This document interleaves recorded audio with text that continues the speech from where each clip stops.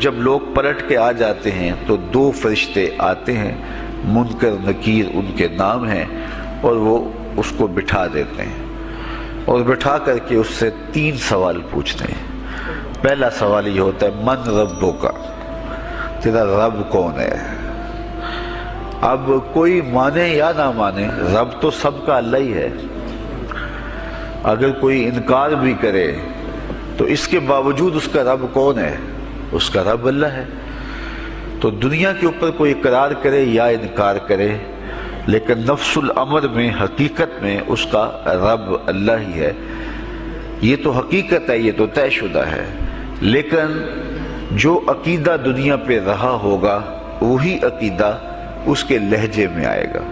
اگر اس نے عملاً، رویتاً، قولاً، فعلاً اپنے اللہ کو اپنا رب مانا، رب کہتے ہیں کسی چیز کی تربیت اس کی استعداد ذاتیہ کے مطابق کرنے والا رب کہلاتا ہے۔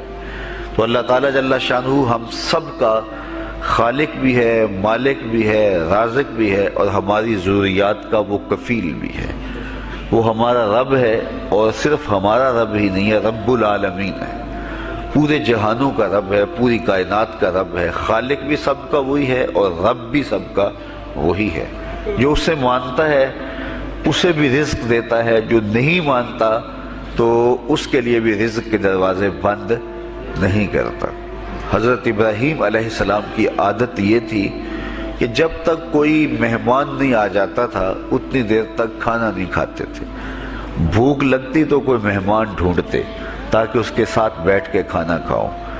کھانا جتنا بھی مرغن اور جتنا بھی جو ہے وہ پرتکلف کیوں نہ ہو، اگر مہمان کے ساتھ کھایا جائے گا تو اس کا قیامت کے دن کوئی حساب نہیں ہوگا۔ تو مہمان کے ساتھ وہ کھانا کھایا کرتے تھے۔ مہمان اللہ کی رحمت ہوتا ہے۔ اچھا، وہ ایک دن مہمان ڈھونڈنے نکلے تو ایک بوڑھا شخص ملا تو اسے اپنے ساتھ گھر میں لے آئے، بٹھایا دسترخوان پہ۔ جب کھانے کا وقت آیا تو کہا کہ اللہ کے نام سے شروع کرو۔ اس نے کہا میں تو اللہ کا نام نہیں لوں گا، میں تو بتوں کا پجاری ہوں، بتوں کو پوجنے والا ہوں۔ حضرت ابراہیم علیہ السلام نے کہا کہ تیرے ساتھ میرا تعلق کوئی کاروباری، کوئی ذاتی، کوئی اور تو ہے نہیں، میں رب کے لیے ہی تو تجھے کھلا رہا ہوں، اور اگر تو رب کا نام ہی نہیں لے گا تو پھر میرا تیرا رشتہ کیا باقی بچتا ہے؟ اس نے کہا میں چند لقموں کے لیے اپنے بتوں سے بے وفائی نہیں کر سکتا۔ وہ غالب نے کہا تھا نا کہ وفاداری بشرط استواری اصل ایمان ہے، مرے بت خانے میں تو کعبے میں گاڑو برہمن کو۔ اس نے اپنے انداز میں ایک بات کی تھی کہ وفاداری بڑی چیز ہوتی ہے، تو اس نے بتوں سے وفاداری کا بھرم رکھا۔ اس نے کہا کہ میں چند لقموں کے لیے جو ہے وہ تیرے رب کا نام لوں اور اپنے معبودان کا نام چھوڑ دوں، یہ نہیں ہو سکتا۔ آج تو لوگ چائے کی پیالی پہ دین بیچ رہے ہیں، کیا آج ممبر و محراب فروخت نہیں ہو رہے؟ لیکن اس بوڑھے شخص نے کہا کہ میں چند لقموں کے لیے، چند ٹکڑوں کے لیے میں اپنے بتوں سے بے وفائی نہیں کر سکتا۔ حضرت ابراہیم نے کہا تو اگر بتوں کے ساتھ اتنی محبت رکھتا ہے تو پھر میں بھی رب کے نام کے علاوہ تجھے دینے پہ آمادہ نہیں ہوں۔ وہ دسترخوان سے اٹھ کے چلا گیا۔ وہ چلا گیا تو جبریل امین حاضر خدمت ہوئے، رب کا سلام دیا، اے ابراہیم۔ رب سلام دیتا ہے اور فرماتا ہے تو نے آج میرا ایک بندہ ناراض کر دیا۔ یا اللہ، وہ تیرا بندہ تھا، اس کو تو تیرا نام لینا بھی گوارا نہیں تھا۔ کہا ابراہیم اس کی عمر کتنی ہوگی؟ یا اللہ 80 سال کے قریب ہوگی۔ کہا اتنا عرصہ ہو گیا میں اس کو رزق دے رہا ہوں، تو ایک دن نہیں کھلا سکا۔ اب ابراہیم علیہ السلام اس کو ڈھونڈنے نکلے ہیں۔ وہ کسی پہاڑ پہ چڑھ رہا تھا، دور سے آواز دیو میاں آ جاؤ، کھانا ٹھنڈا ہو رہا ہے۔ اس نے کہا تم تو بڑے سخت تھے، لہجے میں، رویے میں تبدیلی کیسے آ گئی؟ کہا کہ اسی رب کا پیغام آیا ہے کہ مجھے اتنا عرصہ ہوا اسے کھلاتے ہوئے، وہ مجھے نہیں بھی مانتا تھا، پھر بھی میں اس کی ضروریات کو پورا کرتا رہا ہوں، اور تم ایک دن نہیں دے سکے، تو آؤ کھانا ٹھنڈا ہو رہا ہے۔ کہا تیرے رب کا نام نہیں لوں گا، کہا نہ لینا، کہا اتنی تبدیلی؟ کہا اسی رب کا سندیس آیا ہے، اسی رب کا پیغام آیا ہے۔ کہا پھر کھانا بعد میں کھاؤں گا، پہلے اپنے رب کا مجھے غلام بنا لے۔ تو کوئی مانے اس کو بھی دیتا ہے، کوئی نہ مانے اس کو بھی دیتا ہے، بلکہ دنیا کے اوپر کافروں کو زیادہ دیتا ہے۔ ایک روایت میں آتا ہے کہ اگر اہل ایمان کی دلجوئی کا لحاظ نہ ہو تو کافروں کے گھروں کی سیڑھیاں سونے اور چاندی کی ہوں، لیکن یہ کہیں گے ہمیں تو مار ہی دیا ہے۔ اور اقبال نے کہا تھا نا کہ کافر کو دیے حور و قصور اور مومن کے لیے فقط وعدہ حور۔ تو اس لیے ان کی دلجوئی ہے، ورنہ کافروں کو اتنا دور، چونکہ ان کا حصہ آخرت میں نہیں ہے، ان کا حصہ صرف دنیا ہے۔ دنیا پہ عیش کریں، دنیا پہ عیش و عشرت کی زندگی گزارے، دنیا ہی دنیا، آخرت میں ان کا کوئی حصہ نہیں۔ اور مومن کا آخرت میں حصہ ہے، اور دنیا کے اوپر جو تکلیفیں آتی ہیں ان تکلیفوں کا بدلہ اس کو قیامت کے دن دیا جائے گا۔ بلکہ صحیح حدیث میں آتا ہے کہ جب اہل بلا کو ان پر آنے والی مصیبتوں کا صلہ دیا جائے گا تو لوگ آرزو کریں گے کاش ہمارے بدن کو لوہے کی کینچیوں سے کاٹ دیا ہوتا، اور دنیا کے اوپر ہمیں بھی تکلیفیں، اذیتیں، آلام و مصائب آئے ہوتے۔ تو مومن جب اللہ کی طرف سے آنے والی کسی تکلیف کو خندہ پیشانی کے ساتھ قبول کرتا ہے اور اس پہ راضی رہتا ہے اور صبر کا دامن ہاتھ سے نہیں چھوڑتا، واویلا نہیں بچاتا، جزا فضا نہیں کرتا، تو اللہ تعالیٰ نے اس کے لیے اجر رکھا ہے۔ بلکہ رسول کریم نے ارشاد فرمایا مومن کے پاؤں میں جو کانٹا چبھے تو اللہ اس کا بھی مومن کو قیامت کے دن اجر عطا فرمائے۔ تو مومن کی زندگی جو ہے وہ بڑی خوبصورت زندگی ہے۔ تو دنیا کے اوپر جو اسے مانتا ہے اللہ اسے بھی عطا کرتا ہے، جو اس کا انکار کرتا ہے اللہ اسے بھی عطا کرتا ہے، اس لیے کہ اس کی شان ہے کہ وہ رب ہے۔ دوسرا سوال قبر میں ہوگا، اور وہ یہ ہوگا کہ ما دینوں کا، تیرا دین کون سا ہے؟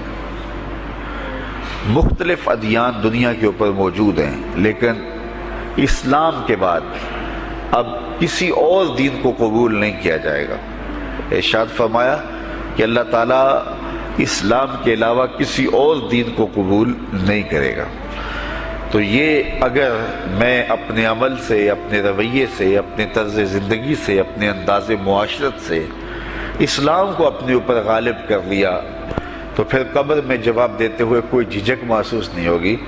بندہ عرض کرے گا کہ دینی الاسلام، میرا دین اسلام ہے، میرا طرز زندگی، میرا انداز معاشرت، میرا سبھی کچھ اسلام کی مطابقت میں تھا، اور میں اسی کو اپنا دین مانتا ہوں، صرف زبان سے نہیں، اپنے رویے سے بھی، اپنے طرز زندگی سے بھی، اپنے انداز معاشرت سے بھی۔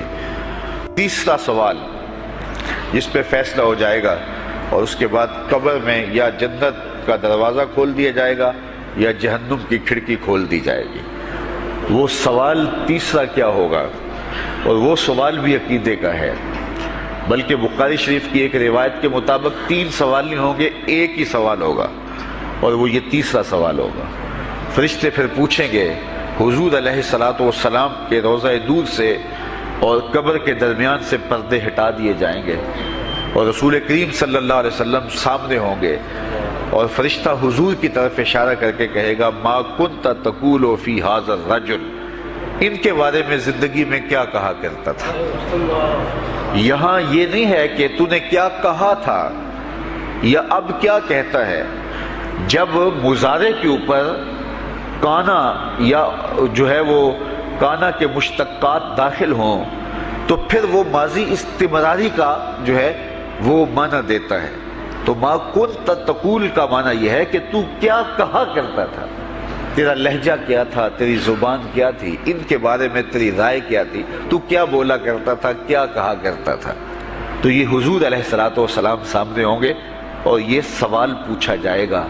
اب ابو جہل سے پوچھا جائے گا ما کنت تقول فی ھذا الرجل، تو وہ کہے گا ہے ہاتھ لا ادری، ہائے افسوس میں نہیں جانتا یہ ہیں کون۔ ابو لہب سے پوچھا جائے گا، وہ کہے گا ہے ہاتھ لا ادری، ہائے افسوس میں نہیں جانتا یہ کون ہے۔ اچھا جانتا نہیں تو پتھر کس کو مارتا تھا، جانتا نہیں تو گڑے کس کی راہوں میں کھدواتا تھا، جانتا نہیں تو اوجریاں کس کے اوپر ڈلوایا کرتا تھا، آنکھیں پھاڑ پھاڑ کے تو ساری زندگی دیکھتا رہا، لیکن آج ابو جہل قبر میں اترا، حضور کی صورت نورانی سامنے ہے، اور پوچھا گیا کہ یہ کون ہے، یہ نورانی چہرے والے کون ہیں؟ تو ابو جہل کہتا ہے ہائے افسوس، میں نہیں جانتا یہ کون ہے۔ اچھا جانتا نہیں تو پھر پتھر کس کو مارتا تھا؟ اللہ اکبر۔ اور 14 صدیاں گزرنے کے بعد ایک مومن لحد میں اترتا ہے اور پردے ہٹا دیے جاتے ہیں، اور منکر نکیر سوال کرتے ہیں عامر چیمہ بتا یہ کون ہے؟ وہ کہتا ہے پیچھے ہٹو، پہلے پائے ناز کو بوسہ تو کر لینے تو، میں تو مر کے پہنچا ہوں یہاں اس دل ربا کے واسطے، یہ تو میرے بخت جاگے کہ وہ میری قبر میں آئے۔ وہ کسی شاعر نے کہا نا کہ آئے وہ میرے مزار پہ گھونگھٹ اتار کے، آئے وہ میرے مزار پہ گھونگھٹ اتار کے، مجھ سے تو نصیب اچھے ہوئے میرے مزار کے، یہ تو بخت سنور گئے کہ وہ میری قبر میں آئے۔ شیخ عبدالحق محدث دہلوی علیہ رحمہ لکھتے ہیں کہ جب سے یہ سنا ہے کہ قبر میں حضور آئیں گے، پتہ نہیں موت کہاں مر گئی ہے، جی چاہتا ہے زندہ ہی قبر میں چلے جائیں۔ تو وہ کہے گا پہلے مجھے پائے ناز کو بوسہ تو کر لینے دو، میں تو زندگی کے بھر میں انتظار ان کا کرتا رہا، اور ان کے بارے میں پوچھ رہے ہو یہ کون ہے؟ ساری زندگی پیر مہر علی شاہ نقشہ بتاتے رہے، مکھ چند بدر شاہ شانی ہے، متھے چمک دی لاٹ نورانی ہے، کالی زلف تے اکھ مستانی ہے، مخمور رکھی ہند مد بھریاں۔ تو وہ فوراً جواب دیتا ہے یہ تو وہی میرے آقا و مولا ہیں جن کے لیے ساری زندگی تڑپتا رہا اور ان کی زیارت کی آرزوئیں اور تمنائیں کرتا رہا۔ تو حضور علیہ السلام کے حوالے سے جب سوال ہوگا، اگر اس سوال کا جواب نہیں آیا تو پھر جہنم کی کھڑکی کھول دی جائے گی، اور اگر اس سوال کا جواب آیا تو پھر جنت کے دروازے کشادہ کر دیے جائیں گے، اور جنت کی ٹھنڈی ہوائیں اس کی قبر میں آ جائیں گی۔ بلکہ حدیث میں آتا ہے اسے کہا جائے گا کہ نم کنومت العروس، ایسے سو جا جس طرح دلہن سوتی ہے، اور وہاں سے لے کر کے حشر تک کا سفر جو ہے اس کے لیے بہت لمبا سفر نہیں ہوگا، وہ ایسے ہوگا کہ جو ہے ایک خوبرو کے گلے سے ہار گرے گا اور وہ موتی ٹوٹ کے گر جائیں گے، اور وہ اس کو چننے میں مصروف ہو جائے گا، ابھی سارے موتی چن نہیں پائے گا کہ قیامت آ جائے گی۔ یہ مومن کے لیے اللہ نے آسانی رکھی، 50,000 سال کا دن ہوگا یوم محشر، لیکن جو مومن ہوگا اس کے لیے حشر کا اتنا بڑا دن ایسے ہوگا جتنا عصر کا وقت ہوتا ہے، تو اتنے تھوڑے وقت میں اس کے لیے گزر جائے گا۔ تو یہ 3 سوال قبر میں پوچھے جانے ہیں، ہر شخص سے پوچھے جانے ہیں، مومن سے بھی پوچھے جانے ہیں اور کافر سے بھی اور منافق سے۔